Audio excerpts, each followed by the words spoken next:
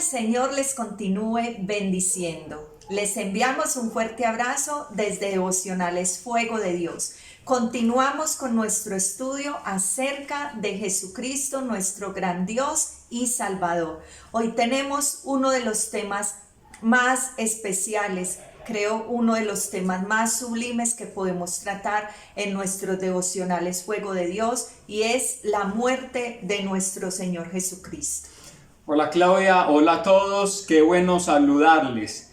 Hoy continuando con este tema tan especial, y es, como estás explicando Claudia, la muerte de Jesús, que hace parte de la doctrina. Esta doctrina, Claudia, es fundamental para el cristianismo. Amén. Y vamos a mirar todo el significado de la muerte de Jesús y las ventajas o las consecuencias, los beneficios que trajo la muerte de Jesús para la humanidad. Saludarles a todos, les mandamos un fuerte abrazo, gracias por seguirnos. No olviden obviamente seguirnos en las redes sociales, en Facebook, en el canal de YouTube, denle like a la manito, clic a la campanita y suscríbase. Todavía hay personas que nos siguen y no se han suscrito. Qué bueno que se suscriban, y dándole clic a la campanita también le van a llegar todas las alertas, las notificaciones de cada uno de nuestros estudios. Tenemos una línea de WhatsApp, Claudia, y la línea de WhatsApp está especialmente para motivos de oración. Amén. Abrimos esta línea de WhatsApp para que nos envíen sus motivos de oración.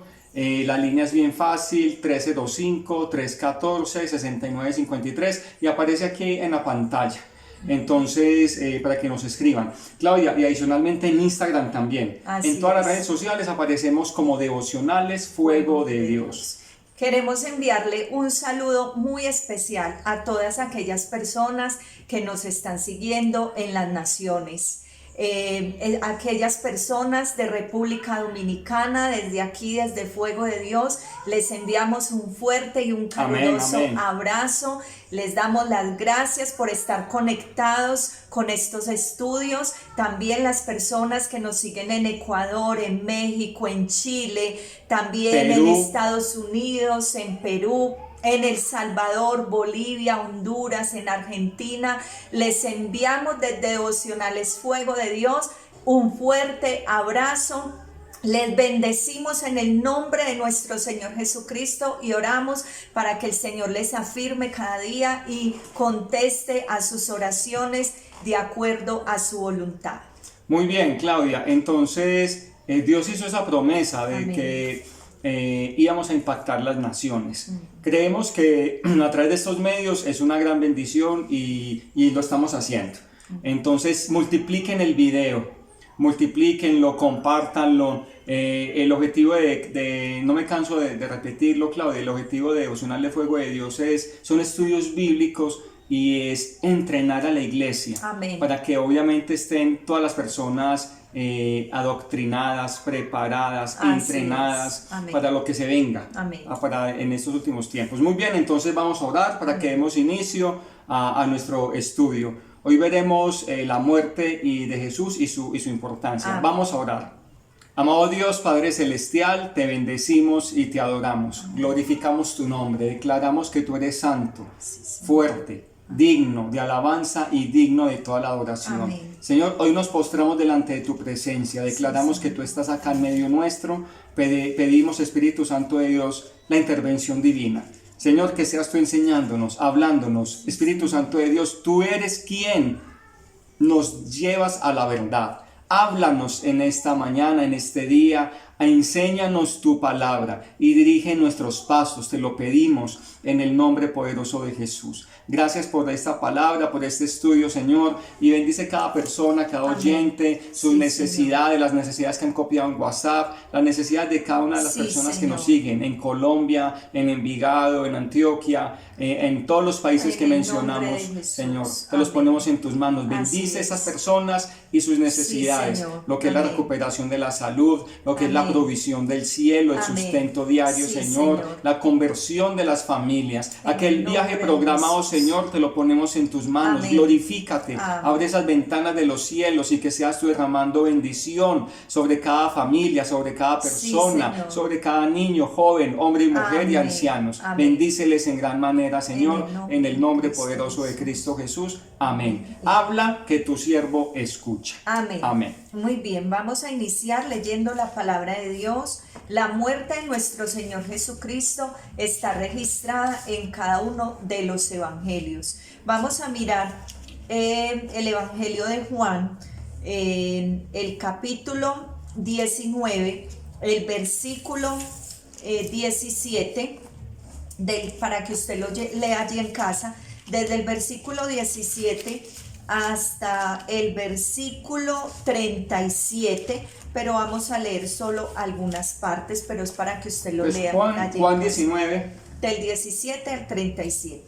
Dice, y él, cargando su cruz, salió al lugar llamado de la calavera, en hebreo Gólgota, y allí le crucificaron y con él a otros dos, uno a cada lado, y Jesús en medio. Y escribió también Pilato un título que puso sobre la cruz, el cual decía, Jesús Nazareno, el rey de los judíos. Vamos a pasar al versículo 30, que es donde ya se nos registra la muerte de Jesús. Dice, cuando Jesús hubo tomado el vinagre, dijo, consumado es. Y habiendo inclinado la cabeza, entregó el espíritu. Amén. Aquí tenemos entonces registrada lo que es la muerte de nuestro Señor Jesús. ¿Qué podemos entonces decir, Andrés, de esa importancia de la muerte de nuestro Señor Jesús? Bueno, como vimos, pues esto hace parte, Claudia, de la doctrina central del Nuevo Testamento y de la cristiandad. La muerte de Jesús trajo muchos beneficios y la doctrina cristiana se distingue de las otras por el hecho de que es la doctrina de la cruz. Amén. Y eso hay que tenerlo claro. No hay otro credo en este mundo, y eso que hay más de 4.000 o 5.000 religiones a nivel mundial, pero el único credo, que es la cristiandad, está basada en la cruz. Amén. Y mediante la cruz Jesús puso fin a todo ese reino del pecado y de la muerte y a la separación de Dios con el hombre. Entonces mira la importancia, Claudia, que a través de la muerte de Jesús se cierra esa brecha o esa separación del hombre con Dios. Así es. Podemos decir entonces que la muerte de nuestro Señor Jesucristo es la característica única del cristianismo. Así es. Sí, es esa característica única. ¿Por qué? Porque es que las otras religiones del mundo, sus líderes han muerto, pero no ha pasado nada con ellos. Sus tumbas están ahí, sus cuerpos muertos están ahí, pero en cambio el cristianismo, la tumba está vacía.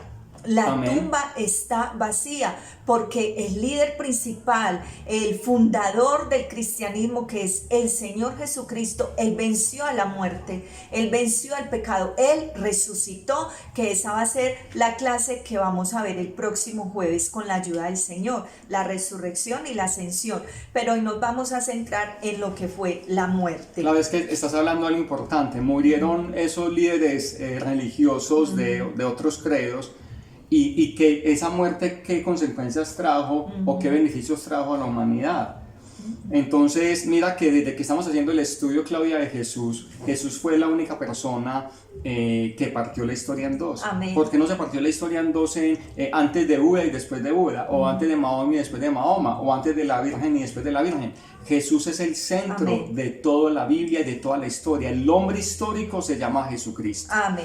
Vamos a ver entonces lo que es la muerte y su significado. Lo primero que podemos decir es que el hombre estaba alejado de Dios. Sí. Por el pecado, ¿cierto? Entre ellos había un obstáculo demasiado grande, era como un bloque que se encontraba en el camino. Y ese obstáculo era tan grande que el hombre no lo podía hacer a un lado por su propio esfuerzo, era imposible. Ese obstáculo del que nosotros estamos hablando es el pecado. Sí. El pecado que entró a la humanidad desde que Adán y Eva en el jardín del Edén pecan contra Dios, ¿sí? Y ese pecado entonces es impregnado a la humanidad entera, y el hombre por sus propios esfuerzos era imposible que quitara ese obstáculo tan grande como era el pecado. Claudia, es que hay que poder entender también el significado de la muerte de Jesús, sabiendo que desde el Antiguo Testamento el sumo sacerdote era la única persona que podía entrar al lugar santísimo y ofrecer ese cordero para la expiación y el perdón de los pecados de todo el pueblo, de sí mismo y de todo el pueblo. Y este sacerdote, sumo sacerdote, entraba a la presencia del Señor atado con una cuerda. Y me imagino que el sumo sacerdote le tocaba despedirse cada año de la familia sin saber si Dios iba a perdonar o no, porque si no perdonaba el pecado del pueblo, moría el sacerdote, el sumo sacerdote, y de ahí era que lo jalaban. Entonces, ese cordero, Claudia, que se sacrificaba, esa sangre, viene a ser un tipo de Jesús. Por eso Jesús es llamado el Cordero Inmolado, que quita el pecado del mundo. Entonces, era tan grande la maldad del hombre que la muerte de aquel sacrificio de aquel corderito en el tabernáculo, en el lugar santo, santísimo, ya no valía. Era tanta la maldad del hombre y tanto pecado, todo, que esa sangre ya no podía expiar ni redimir a la humanidad. Ya Dios no se agradaba de esos sacrificios. O sea, el pecado y la maldad habían llegado a tal punto que esos sacrificios ya no estaban complaciendo a Dios. Entonces vemos algo que es el mismo Dios, el que toma la iniciativa. Es el mismo Dios quien salva al hombre, porque de otra manera el hombre no podía ser salvo. No había otra manera. Dios envía a su Hijo desde el cielo para remover ese obstáculo. Dios envía a Jesús, y lo hermoso, como lo hemos dicho en nuestros programas, es que Jesús se despoja.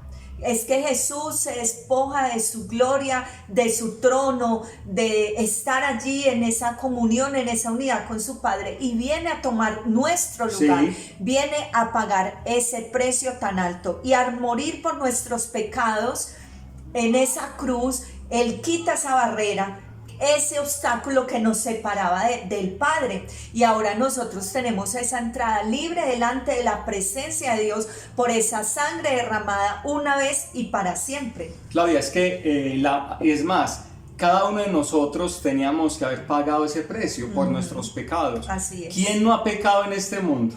Y la Biblia es clara diciendo que no hay justo ninguno, no hay ningún hombre justo. Entonces, la única manera de que fuéramos perdonados, Claudia y queridos amigos y hermanos, es que Jesús se haya despojado, siendo el mismo Dios, tomó la decisión, la iniciativa, se despojó de su gloria, se humilló, se hizo hombre y derramó su sangre. Y esta muerte, Claudia, trajo muchas bendiciones para nosotros. Así es. Y miremos la muerte de Cristo Jesús. ¿Qué nos trajo? La sustitución. La sustitución es que Él tomó el lugar que nosotros teníamos que haber tomado.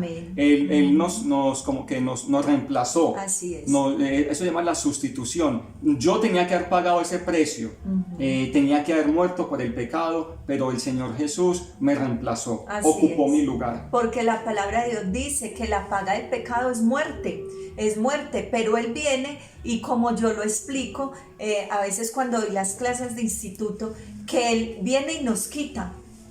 Él viene y nos quita y nos hace a un lado y nos dice: no, tú no lo vas a pagar, voy a pagar yo. Y Él se hace adelante para ocupar ese lugar. Esa es la sustitución. La sustitución, y eso es muy bonito. Así es que las personas que no creen en Jesús y que no lo siguen, no van a tener los mismos beneficios que nosotros, que los que creímos. Las personas que no creen en Jesús van a compadecer ante el juicio de trono blanco. Todas las personas que no creen en Jesús, Dios los va a juzgar según sus obras, y según las obras de las personas, según los mandamientos. Todo el mundo ha hecho mentiras, la mayoría de gente ha robado, ha codiciado los bienes ajenos, la mujer del prójimo, el hombre del prójimo, ha pecado de muchas maneras, han dicho el nombre de Dios en vano. Entonces, todas estas personas que no creen en Jesús van a comparecer ante el juicio del Así trono es. blanco, y obviamente si Dios los va a juzgar según las obras, obviamente nadie se va a salvar. Nadie. Esas personas que creen que porque dan buenos mercados a los pobres, que porque ayudan en fundaciones, que está bien que ayuden, todos somos llamados a ayudar, pero el único camino para nosotros poder ser salvos es creer en Jesús, en su Amén. muerte y en su resurrección, Amén. porque Él ocupó nuestro lugar y eso es la sustitución. Amén. Lo que más trajo la muerte de Jesús, Claudia, es la expiación. Amén. Entonces, ya que en Él tenemos perdón de pecados. Así es. Él pagó un precio muy fuerte, muy grande por amor a nosotros, y esa sangre fue en expiación. Entonces eso nos da el Señor Jesús a nosotros, la expiación y la redención. La Amén. redención es que nos compró a precio de sangre. Amén. Somos redimidos porque Él ocupó el lugar por nosotros, o sea que nos sustituyó. Hubo una expiación y pagó un precio. Amén. El pagar el precio se llama la redención. Fuimos redimidos por el Señor Jesús. Otra, Claudia, es la propiciación. Así es. Era tanta la ira de Dios con el pecado del hombre, era tanta la ira y el enojo de Dios contra nosotros, que cuando Jesús está en la cruz, cuando Jesús dice, Padre, Padre, ¿por qué me has abandonado? Era todo el pecado nuestro sobre Jesús. Y como Dios no ama el pecado, entonces Él se sintió abandonado, solo, y el Padre lo abandonó, y era esa ira de Dios que estaba depositada en ese momento sobre Jesús, porque Él tenía la carga, el peso del pecado nuestro. Eso se llama la propiciación, que Jesús aplacó la ira de Dios con nosotros. Así es. Y por último, Claudia, cuéntalo. Tenemos la reconciliación, ya que fuimos puestos en paz con Dios por medio de la muerte de nuestro Señor Jesús. Nos reconcilió. Así es. Entonces, que quede claro que la muerte de Cristo es una sustitución, es una expiación, es redención, es propiciación y es una reconciliación. Gloria a Dios por su muerte. Sí, amén. Muy bien. Vamos a mirar ahora entonces esas últimas horas de nuestro Señor Jesús. No, muy doloroso, me imagino la escena. Esas últimas horas que él estuvo con sus discípulos, ¿cierto? Y lo que Él hace, entonces vamos a iniciar desde el momento en que Él celebra la cena, ¿sí? Él toma esa última cena con sus discípulos, y esa última cena es como una comida de despedida, en la que Jesús le da como esas últimas instrucciones a sus discípulos, y esas instrucciones tan vitales, porque es allí en medio de la cena donde le lava sus pies y les enseña lo que es la humildad. Les enseña que Él vino a servir. Amén. Y que si Él vino a servir, sus seguidores también debemos aprender a servir. En esa última cena también Él hace lo que es la celebración del pan, la Pascua del vino, ¿cierto?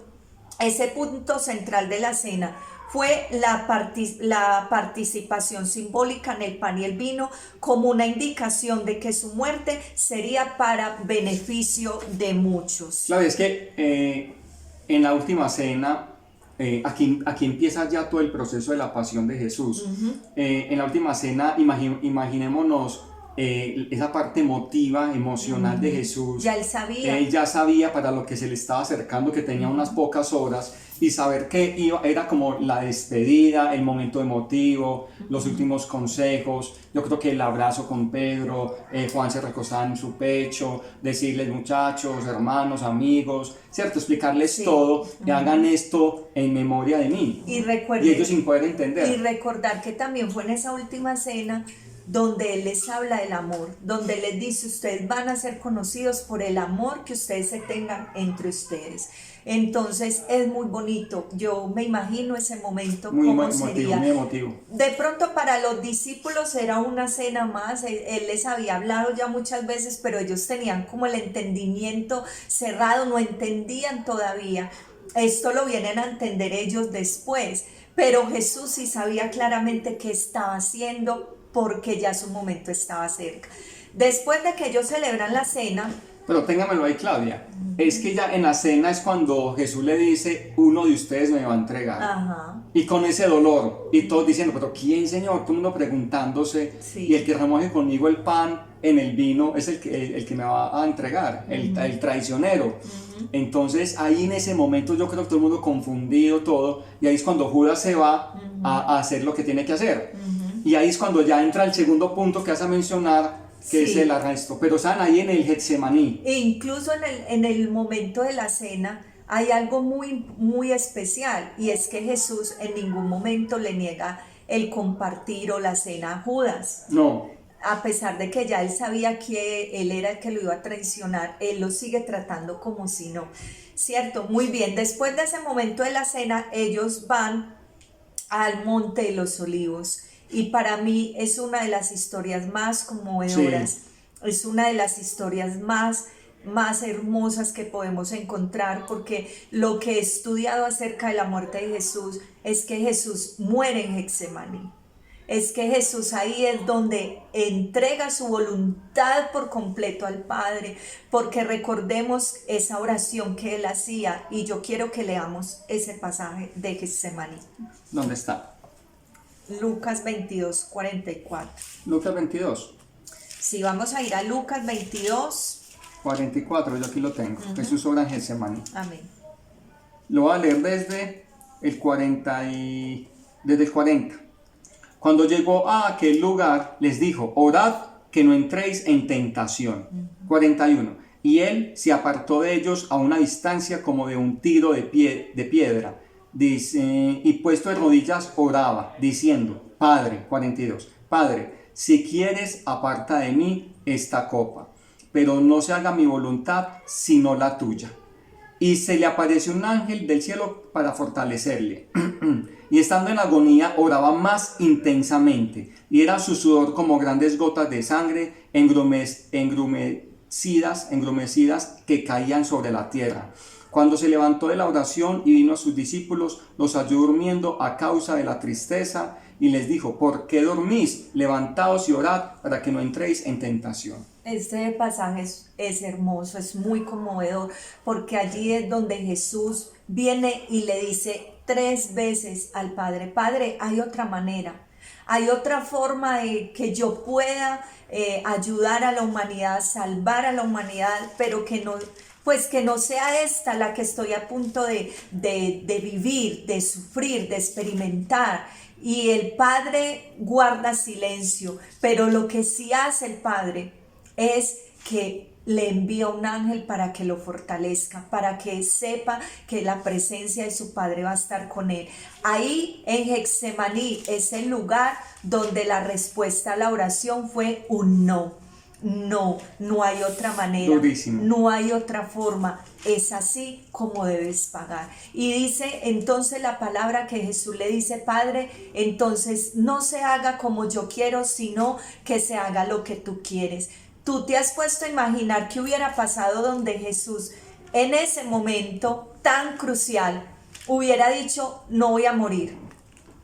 Tengo mucho miedo, tengo mucha angustia, estoy muy asustado, yo no voy a pasar por lo que me espera. ¿Qué hubiera pasado con nosotros? No. Estuviéramos perdidos, totalmente sin esperanza, pero Jesús rinde su voluntad allí en Getsemaní, rinde su voluntad y le dice, Padre, que sea lo que tú determines y que sea como tú quieres. Claudia, es que está en Mateo 26, 36, es cuando aquí cuenta más detalladamente que fueron 3 veces, que él salía y los discípulos durmiendo, los hallaba durmiendo, y bueno, que no son capaces ni de orar de una sola hora, y volvía y se entraba, Padre, por favor, si es posible, pasa a mí esta copa, salía y los discípulos durmiendo. Y otra vez él volvía a entrar a esa intimidad, en esa angustia, en esa intimidad con el Señor, y el Señor le niega esa petición. Así es. Mire que nos dice, y el único que registra esto es el médico Lucas. Es Lucas, el evangelista, que él era médico, y es el único que lo registra, que dice que su sudor eran como grandes gotas de sangre. Y aunque es un fenómeno muy raro, el sudor sangriento es conocido en la ciencia como hematohidrosis o hemohidrosis, y podría ocurrir en altos estados emocionales o en personas con desórdenes sanguíneos, y sabemos que la salud de Jesús estaba muy bien, o sea que esto era la presión, la tensión, la angustia al nivel que la tenía Jesús en este momento, porque tenemos que recordar que Él era humano, Claro. que Él era carne también y sufrió esa angustia, y esto lo lleva a que su sudor fueran como grandes gotas de sangre. Claudia, entonces estamos aquí en ese proceso, cuando ya Jesús llega a Judas con todos sus compinches a arrestar a Jesús. Cuando Judas le da el beso a Jesús, dando a conocer obviamente que él era, entonces ahí llegan, arrestan a Jesús, Sí. Pedro le mocha la oreja a Malco, a un soldado, Jesús inclusive lo sana, lo restaura. Marcos registra que sale huyendo, envuelto en una sábana, muerto de miedo, y ahí entran los juicios. Así Que es. es el tema que entramos. Así es, los juicios. El arresto de Jesús se produjo, como sabemos y nos registra la palabra, en el Monte de los Olivos, y se da durante la noche. De ahí Jesús fue llevado a juicio. Jesús enfrentó dos juicios. Jesús enfrentó un juicio religioso o judío y enfrentó un juicio civil o romano, y fue obligado a caminar aproximadamente 4 kilómetros de un local al otro. Sí. Entonces expliquemos cuál fue el juicio judío. Bueno, el juicio judío es, o el religioso. Poco después de la medianoche, Jesús fue arrestado en Getsemaní, que ahí vamos en la historia, por los guardias del templo, y fue llevado primeramente ante Anás y luego ante Caifás, que eran los sumos sacerdotes. El sumo sacerdote judío ese año era Caifás. Entre la 1 de la mañana y el amanecer, Jesús fue juzgado ante Caifás y el Sanedrín político. Recordemos que Caifás tenía, haga de cuenta, un equipo de trabajo, el Sanedrín, y entre todos tomaban como las decisiones. Entonces Jesús fue juzgado ante Caifás y el Sanedrín político y fue hallado culpable de blasfemia. Acordémonos que todas las veces los fariseos querían acusar a Jesús porque Jesús decía, porque él hacía milagros los días sábados, un día de reposo, porque no se lavaban las manos antes de comer, porque él llegó al templo y él saca toda las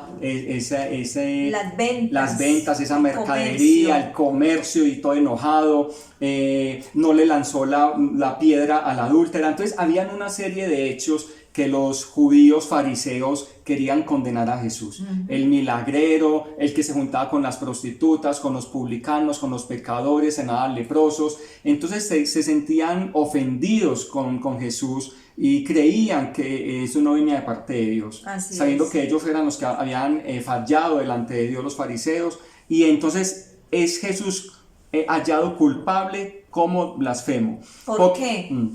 Perdón, Andrés.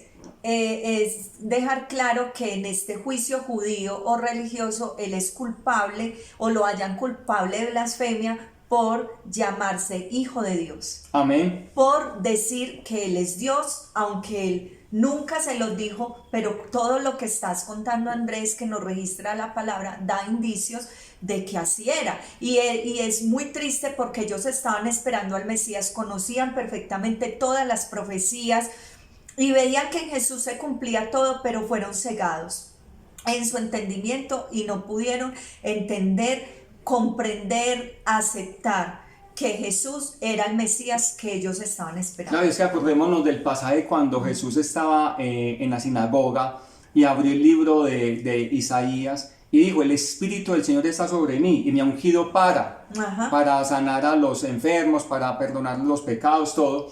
Y ahí es cuando él dice: esta palabra se ha cumplido en este día. Y ahí es cuando los fariseos dicen: blasfemo, ¿cómo así? ¿Cómo esa persecución? Sí, porque lo habían visto crecer, sabían quién era su madre, su padre terrenal, conocían a sus hermanas, entonces dudaban de que él, y siempre él era el Mesías. Muy bien, que quede claro, en el juicio judío religioso, Jesús es culpable o es señalado de blasfemia. Ahora pasamos. Claudia, y es tanto la persecución que tenían contra Jesús que se unieron dos de las religiones principales en ese momento, Sí. que eran los fariseos y los saduceos. Ujú. Unos creían en la resurrección y otros no. Entonces, y era tanto el complot y habían hecho como esa amistad para obviamente para destruir a Jesús. Ujú. Muy bien, ahora pasamos a lo que es el juicio romano o el juicio civil, porque ellos luego lo encuentran culpable, pero ellos no podían matarlo.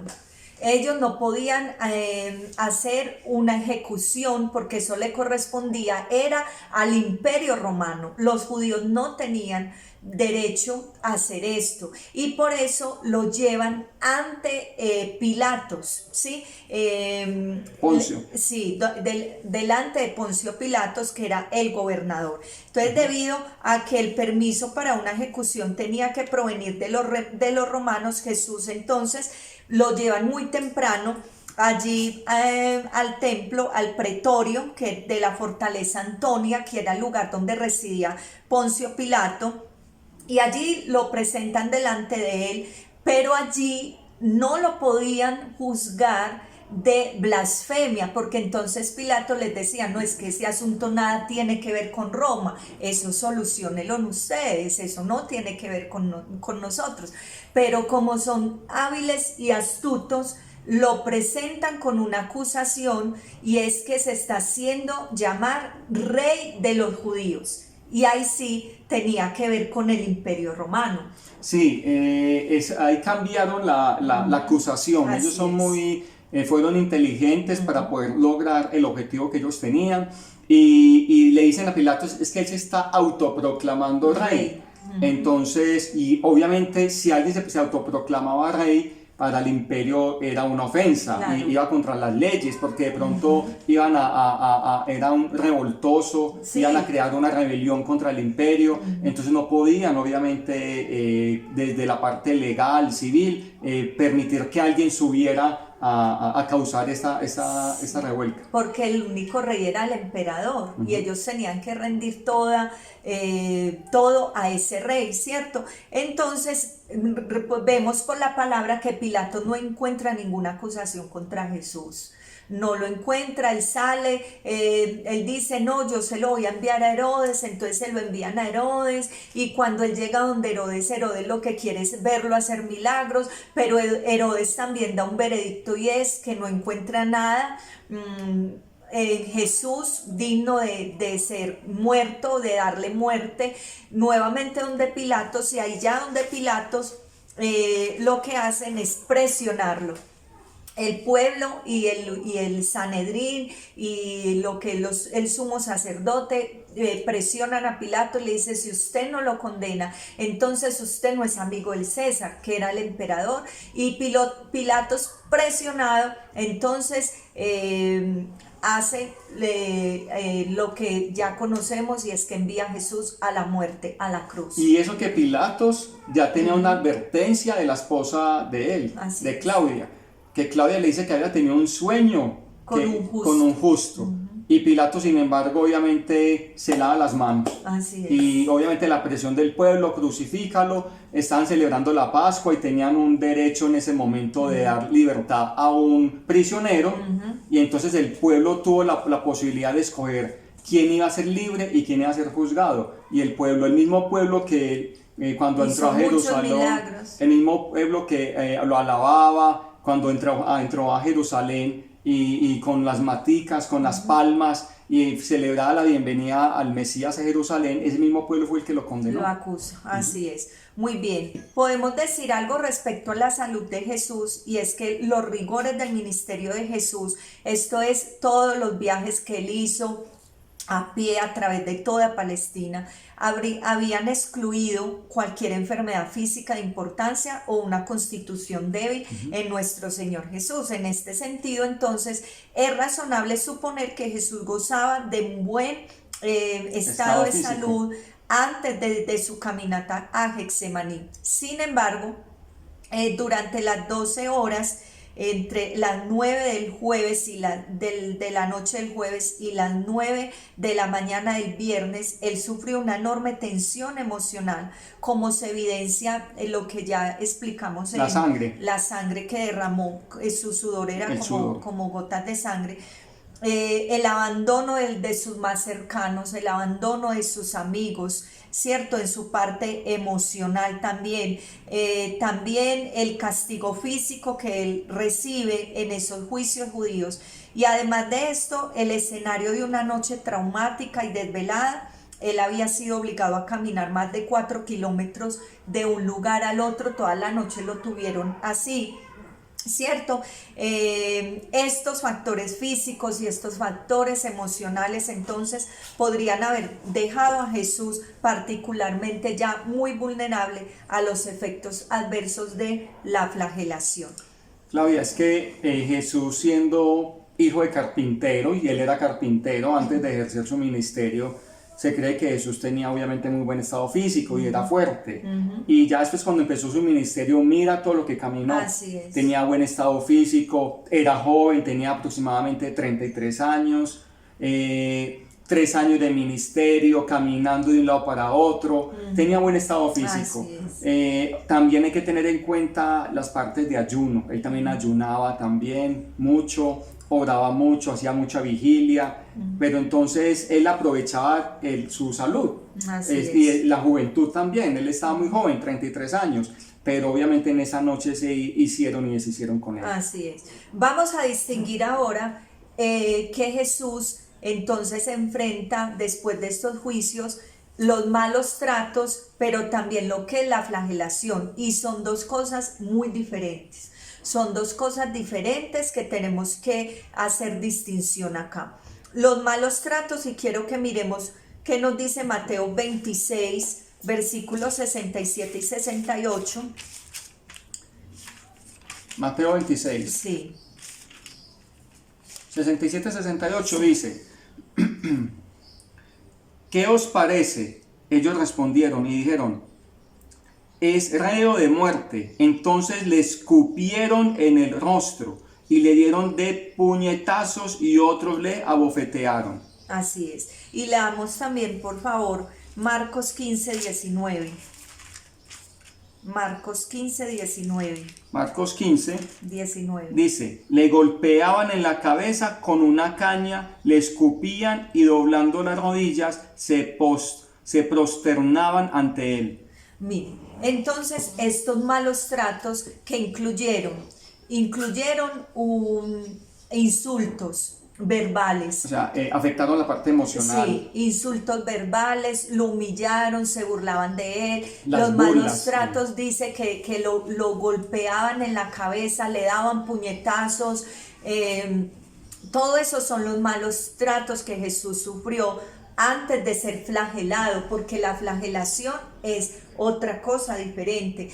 Dice que en una de las citas, les voy a dar las citas, Lucas 22, 63, 64, Juan 19, 3, en una de estas citas dice que reunieron toda la compañía de soldados y cada uno pasaba y le daba una bofetada, le daba un puñetazo. Todo esto sufrió nuestro Señor Jesús, solo que nosotros no nos detenemos a meditar, a reflexionar en esto, y pensamos que la muerte de Jesús sí fue, ya sí murió, pero fue algo sumamente triste. Sobre Jesús se ensañaron. Así dice el título en Lucas 22, 63. Cristo escarnecido y azotado. Los hombres que tenían preso a Jesús se burlaban de él y le golpeaban, y vendándole los ojos le golpeaban el rostro y le preguntaban diciendo: adivina quién es el que te ha golpeado. Y le decían otras muchas cosas injuriándole. Eso dice Lucas. Y en Juan 19. 3, Juan 19, 3. Y vamos a leerlo también, porque qué triste, él sufrió mucho. Y le decían: salve, rey de los judíos, y le daban de bofetadas. Ahí vemos entonces bofetadas, puñetazos, todo lo que le hicieron. Pero no contentos con esto, luego viene lo que es la flagelación. La flagelación la encontramos en Mateo 27, 26. Mateo 27, 26. Mateo 27. Sí. Aquí lo tengo. Mateo 27, 26 dice: entonces le soltó a Barrabás, y habiendo azotado a Jesús, le entregó para ser crucificado. Ujú. Y leamos también Lucas 23, 16. Lucas 23. Sí.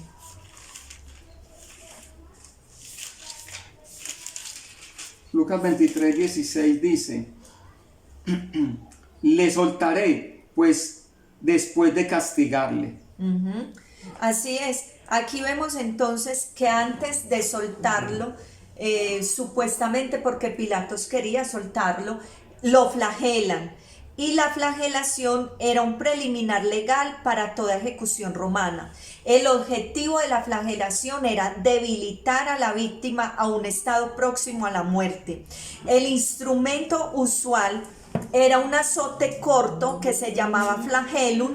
Tenía 3 ramales terminados en esferas, las cuales tenían incrustados huesos de oveja. O sea, que cuando le dieron los 39 latigazos a Jesús, que era lo que se estipulaba por ley, eran 39 latigazos, a él le pegaban con este flagelo y eso desprendía su carne, eso rasgaba su piel, era horrible.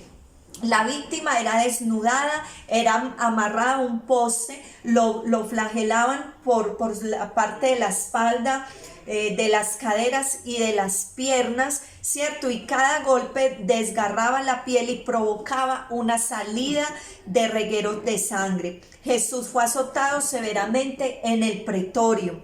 La flagelación severa, con ese intenso dolor, esa apreciable pérdida de sangre, ya dejaron a Jesús en un estado de shock para ir a cargar el madero donde él iba a ser crucificado. Claudia, es que, y tener en cuenta que los soldados romanos no eran flaquitos. Eran bien fuertes. Eran bien fuertes fornidos. y grandes y fornidos y flagelaban con fuerza. Eso no era Así así pasito. Así Le daban es. con ganas. Y tristemente, obviamente, sí lo golpearon, lo maltrataron demasiado. Y es más, le dieron de más, sí, más sí. de lo normal. Ujú. La corona de espinas no la podemos tampoco pasar por alto porque fue puesta sobre su cabeza, hacían esas coronas de espinas de un arbusto que tenía unas ramas muy flexibles y espinosas, y era un arbusto conocido en este lugar, Sísifus, era un arbusto muy conocido con el cual hacían esa corona de espinas. Ya entramos entonces a lo que es la crucifixión. Probablemente comenzó entre los persas, pero se cree que Alejandro Magno la introdujo a Egipto, pero los romanos aprendieron de ella, pero la perfeccionaron. ¿En qué la perfeccionaron? Antes los persas lo hacían amarrados con cuerdas, ¿sí? Pero los romanos vienen a clavar, a traspasar las manos, los pies de las personas que crucificaban, ¿cierto? Fue uno de los métodos de ejecución más degradantes y crueles y se reservaba solo para los esclavos extranjeros revolucionarios y para los más viles criminales. Así fue considerado el Señor, un vil criminal, y lo trataron de esa manera y como un revolucionario. Así es. Se obligaba entonces a cargar a la víctima su propia cruz desde el poste de la flagelación, ¿cierto?, hasta el lugar de la crucifixión. La cruz pesaba aproximadamente 136 kilos.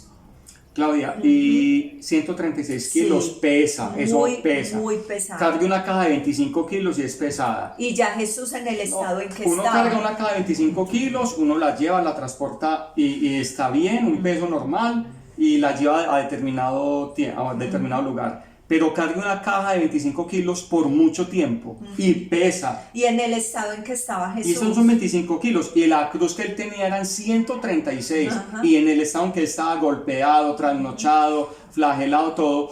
Y pesaba demasiado. Sí, y vemos que tanto el estado en que estaba Jesús, que ellos querían que llegara vivo a la crucifixión, obviamente era lo bíblico, debía hacerse de esa forma.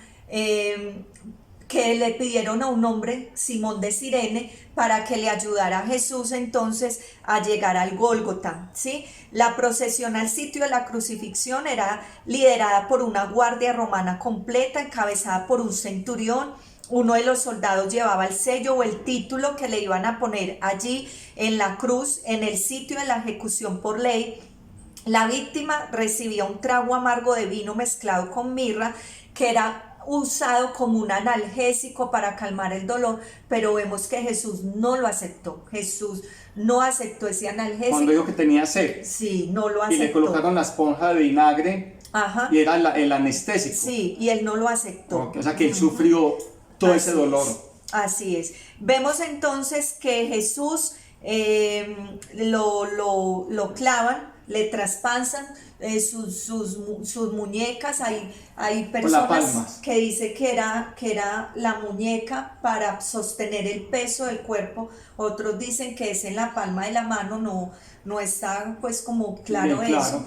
Sí, lo que sabemos es que fue traspasado, ¿cierto? Y que esos clavos medían entre 13 y 18 centímetros de largo para poder traspasar las manos y para poder pasar los pies que eran puestos en esta posición, y el clavo debía traspasar. Pues en la Biblia dice las manos. Cuando se le aparece Jesús a Tomás, que más adelante estaremos hablando del tema, sí. Pero cuando se le aparece a Tomás el incrédulo, le dice el Señor Jesús, mira mis manos. Sí. Entonces yo creería que sería aquí en las palmas. Dice que las manos podía ser el clavado donde los romanos preferían, sí. Que era el lugar donde ellos preferían. Porque él dice, Tomás, mira mis manos, sí. y mete tu dedo en mis manos y en mis heridas y en el costado. Entonces yo creería que serían las manos. Así es. Dice que el efecto principal de la crucifixión, aparte del tremendo dolor que presentaban sus brazos, sus piernas, era esa marcada interferencia con la respiración normal. Para Jesús no debió haber sido nada fácil respirar allí. Y cuando exhalaba debía haber sentido un profundo dolor, además de los calambres que pudo haber experimentado por estar en tantas horas en esa posición. Debió haber sido para poder respirar y ganar el aire. Jesús tenía que apoyarse sobre sus pies, tratar de flexionar un poco sus brazos y después dejarse desplomar. Eso debió haber sido demasiado doloroso. Una tortura. Así es. Entonces, Claudia, y antes de que sigas ahí, me gusta mucho que la Biblia habla que él mismo llevó la cruz. En el caso de los testigos de Jehová que dicen que murió colgado en un madero, eso no es bíblico. Así es. Según la tradición de la época, según lo que estabas explicando, que viene de la cultura persa y los romanos lo perfeccionaron con los clavos. Sí. Entonces, y que estaba estipulado que el propio... la persona que era condenada, el condenado llevaba su propia cruz. Así es. Entonces la cruz es la T, pues la que conocemos, no es un palo. No era el palo. Era completa. Era completa. Por eso era tan pesada, 136 kilos, era la cruz completa. Entonces, hacer la claridad que era la cruz y no un poste, que como explican los testigos de Jehová. Así es. Muy bien. Vemos entonces que se acostumbraba también. Los romanos tenían una costumbre, y era que cuando las personas se demoraban mucho en esa cruz, ellos, para acelerar la muerte, ellos venían a quebrarles sus piernas. Sí. Pero ya había una profecía acerca de eso, que ni un hueso de él iba a ser quebrado, y Jesús incluso muere 6 horas después, si no estoy mal. Y incluso cuando le dicen a Pilatos que él murió, él se sorprende de que hubiera muerto tan rápido, pero es por todo lo que Jesús ya había, los malos tratos, las bofetadas, la flagelación, los golpes. Ya él venía prácticamente con palos, en un estado con cañas de shock, ¿cierto? Sí. A Jesús no le quiebran sus piernas, porque ya había un salmo escrito por David que profetizaba acerca de esto, que no sería quebrado ni un solo hueso suyo. Pero lo que sí hacen es que le traspasan, lo que sí hacen es que le traspasan su costado, sí. Le introducen una lanza, y esa lanza traspasó hasta su corazón. Llega hasta su corazón. Dice que tradicionalmente se consideraba una lanza a través del corazón por una herida en el costado derecho, del tórax, una herida fatal, probablemente enseñada a la mayoría de los soldados romanos. Se hacía con una lanza de infantería que medía aproximadamente 1,8 metros, y en Jesús esa lanza no solo perforó sus pulmones, sino que también traspasó o perforó lo que era el pericardio y el corazón. Y vemos que la palabra de Dios dice que cuando Él es traspasado, ya lo que salía era agua y sangre. No dice primero sangre, porque ya prácticamente Él había derramado su sangre en la flagelación, en todo lo que Él sufrió antes de su muerte. Claudia, es que la muerte de Jesús, a ver, y me disculpan la comparación, yo sé que la muerte de Jesús es lo máximo, pues obviamente no hay otra, pero pongámonos a pensar si las personas animalistas cuidan a los toros, porque se hace con los toros un show de muerte y le traspasan los banderines y le cortan las orejas y matan a un animal indefenso.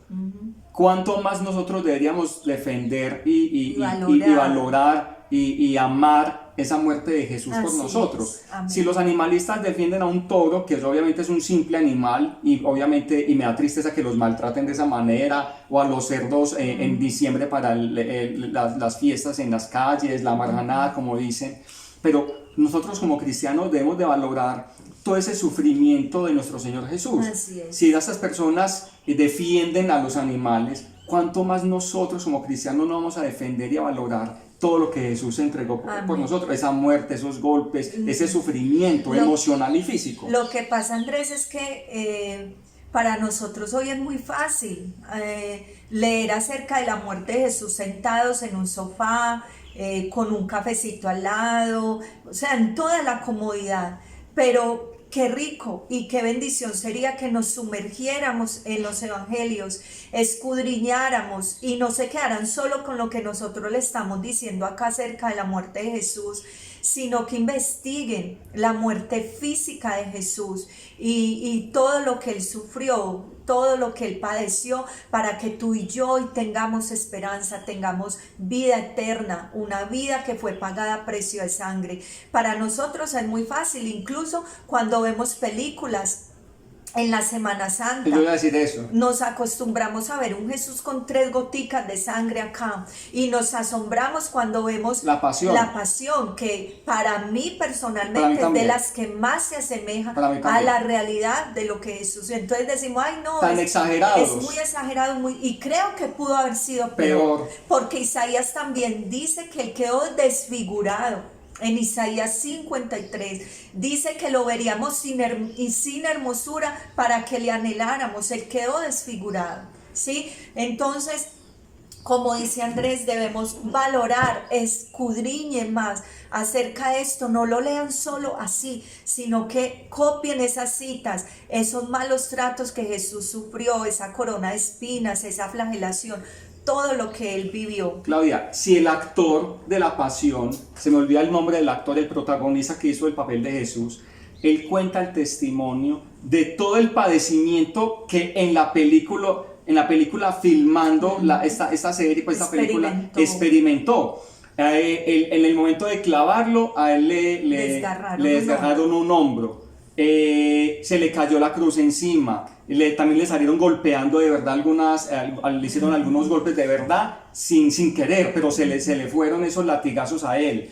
Él contaba que estando en la cruz en esa posición, él estaba perdiendo la respiración y dijo, hasta aquí llegue, Señor.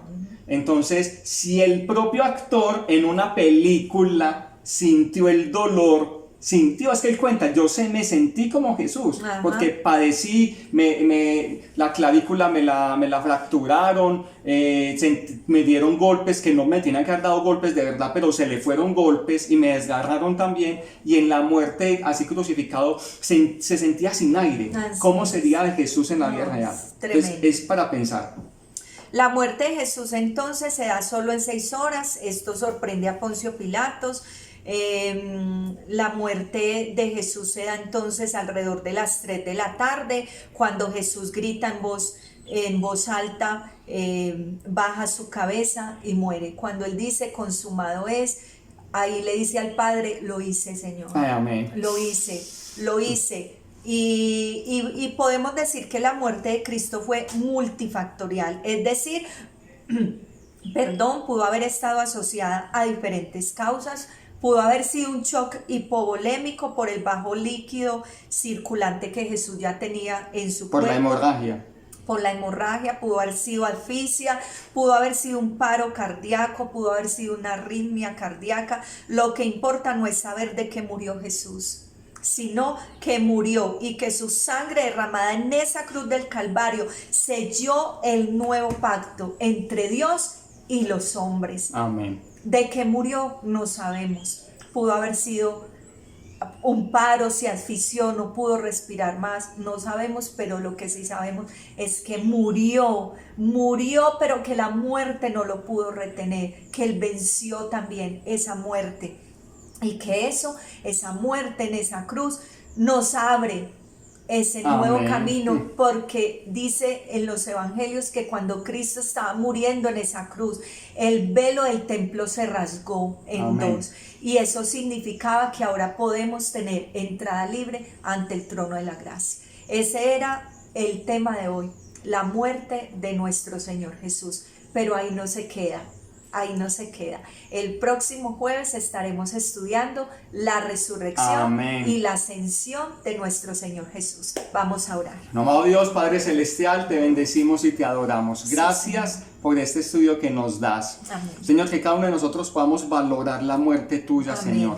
El precio que cada uno de nosotros merecíamos pagar, que era esos golpes, esa muerte así salvaje como te hicieron, yo la merecía, Señor, pero fue tu amor hacia mí, fue tu amor tan grande que no pudo, Señor, detenerte, fue ese amor hacia nosotros que te despojaste y te entregaste. Amén. Señor, gracias porque tú pagaste un precio muy grande y fuiste el sustituto nuestro, Señor. Nos compraste a precio de sangre, derramaste toda esa sangre allá en la cruz, Señor.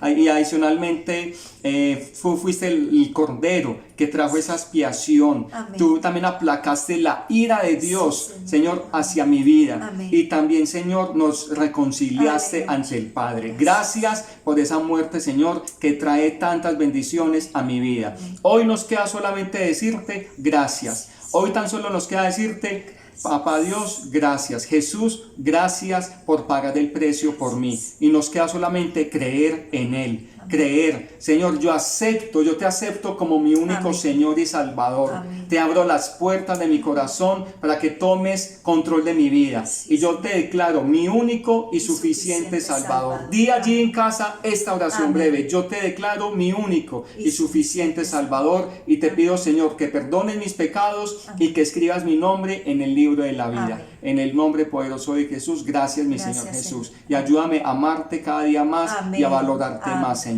Amén. En el nombre poderoso de Jesús. Amén.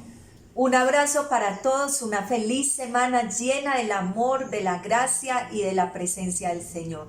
Nos vemos el jueves con la ayuda del Señor con el tema resurrección y ascensión de nuestro Señor Jesús. Bendiciones. Chao, bendiciones.